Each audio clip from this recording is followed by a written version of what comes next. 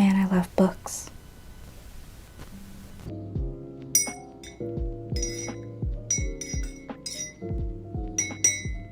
So the Blue Metropolis is a literary festival. It happens every year in Montreal. It's an international gathering of writers, publishers, editors, readers. It's a great time all around. So the festival mostly takes place in person during the last week of April, but there were events leading up to it and a little bit after it. Some were online, some were pre-recorded podcasts, and I attended a couple of those or listened to a couple of those.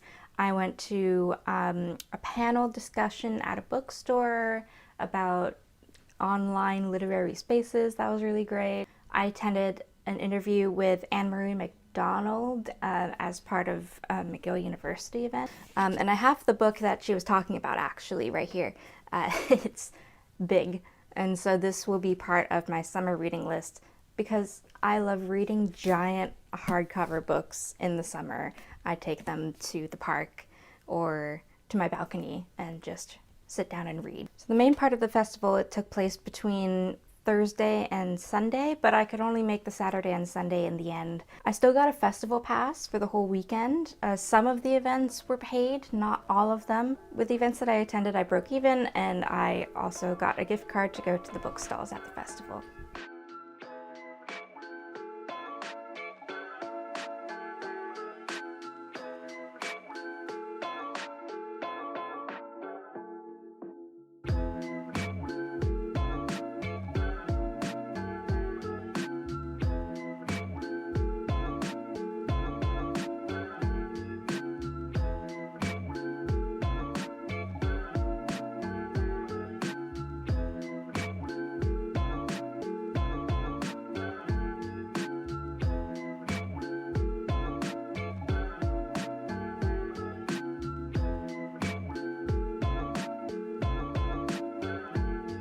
Saturday actually ended up being Independent Bookstore Day also.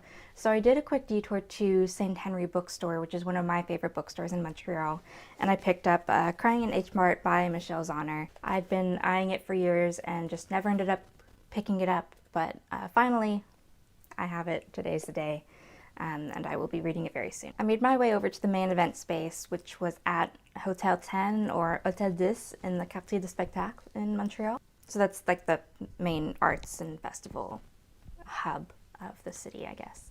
My first panel of the weekend was Languages of the World, and it featured minority languages, like there was an Ojibwe author, a Catalan author, and 2 Welsh authors talking about the power of writing in languages that have been historically suppressed. Then already I'm taking a break to go to Café Origine, the cafe right next door to the hotel.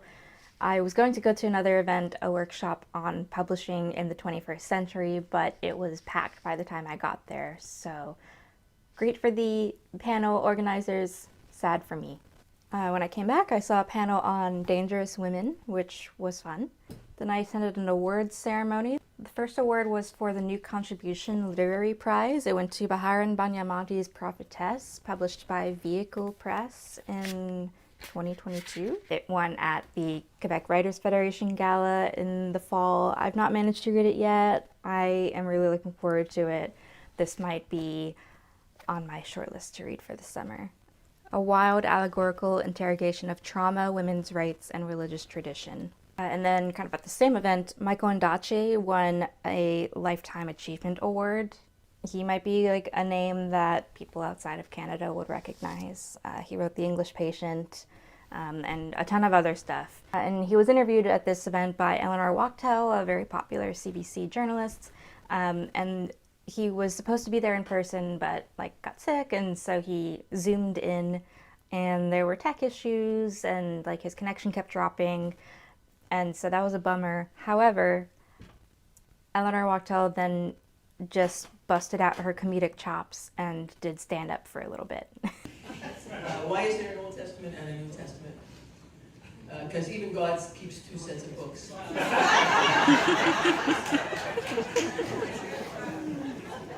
And was interviewed, like the interviewer was interviewed by the audience for a little while. So that was fun. It was a good time. And then I got to see some friends and colleagues read at the Atwater Poetry Project, which is a poetry reading series that's in Montreal. This one featured Kasia Van Skyke, T. Liam, River Halen, 3 incredible writers, and the series is hosted by Faith Perret, who's just wonderful to watch in action. It started at 9:30, which is the latest I've seen a poetry reading be scheduled to start, but it made for like really cool late night vibes, even if it meant seeing this horse statue in the dark.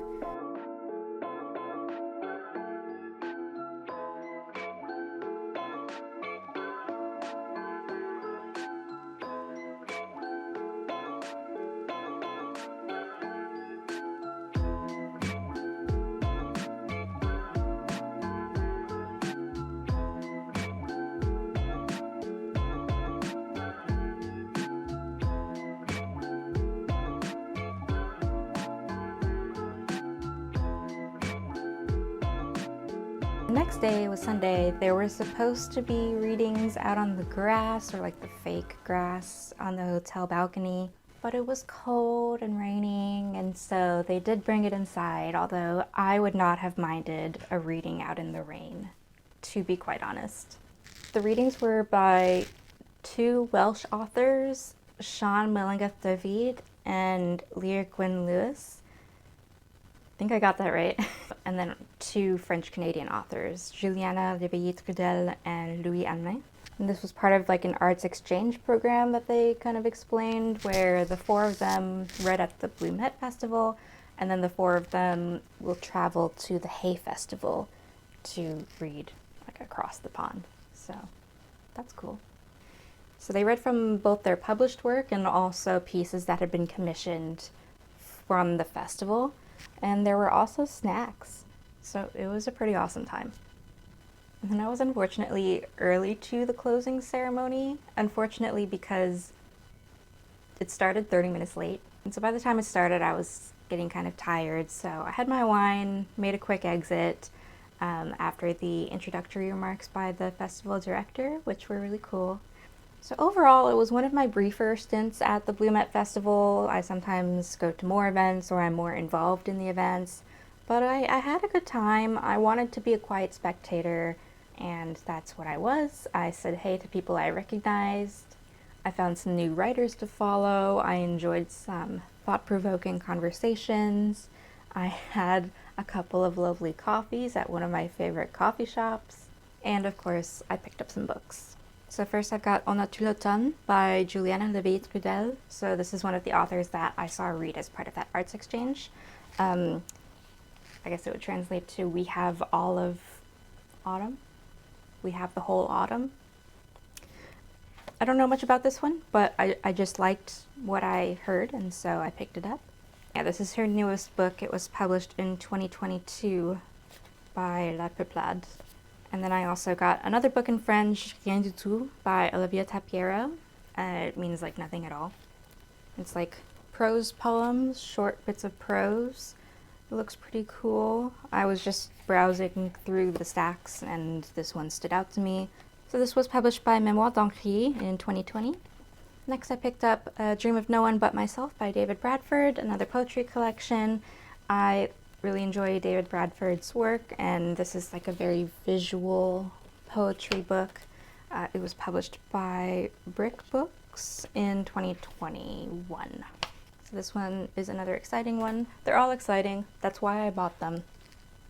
Next I picked up the books by 2 of the poets that I heard read at the Atwater Poetry Festival. Dream Rooms by River Halen. Dreams and space involved. I'm not someone who gravitates towards like dreaming as a theme in literature, but I really enjoyed listening to River read, and I really look forward to reading this. This is published by Book Hug Press in Canada. These are all Canadian presses. Slows Twice by T. Liam is the other one I got. This is an exciting one. I really like working with T. This was published by Coach House. I think the release date was actually like right after the festival, but there were advanced copies available. And the third reader at the event was Kasia Van Skyke, whose book I already owned. I haven't read it yet, but soon. I wanted to make this video to encourage people to look into their local literary scene. It can be really fun. So stay tuned to your local bookstores, libraries, universities, writers associations if you have them. Even if you're in a small town or can't make it to in-person events, there's a ton of online events, and many of those are free. You can access these kinds of events all around the world. You'll discover writings you never thought were there. You'll discover writers who live in your own neighborhood. And yeah, you generally have the opportunity to meet like-minded people. It's worth the extra effort it takes to find new writing that you will really like and are sort of hidden gems, like small presses and local writers. So good luck with whatever you've got going on this week, and I'll talk to you soon.